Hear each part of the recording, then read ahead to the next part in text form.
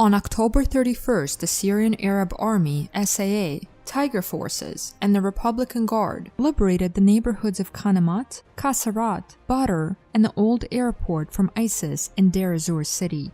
Government troops also advanced to Al-Hamidiyah, Sheikh Yassin, and Al-Arthi. Earlier, the SA and its allies liberated of Worker 1, Worker 2, and Afri neighborhoods. Thus, government forces retook about a third of the area, which was controlled by ISIS in the northern part of the city.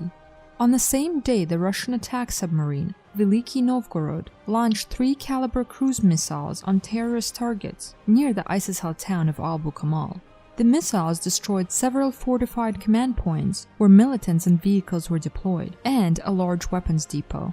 In Iraq, the Army and the Popular Mobilization Units (PMU) have liberated the sub-district of Ubaidi from ISIS, east of the ISIS-held border town of Al-Qaim. Now, the Army and the PMU will likely focus on further clearing this bank of the Euphrates from ISIS in order to set a foothold for an advance on Al-Qaim itself.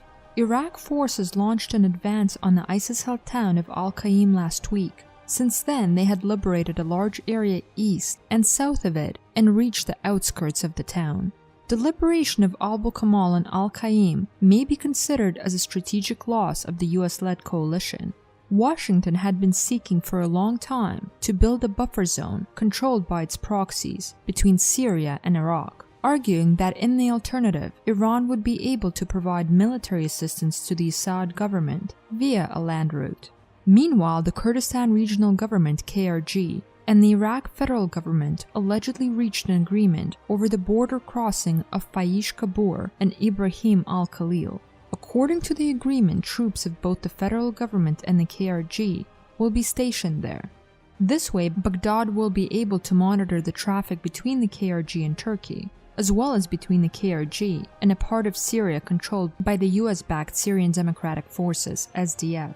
This development will also have long-standing consequences for the US and its proxies in the region.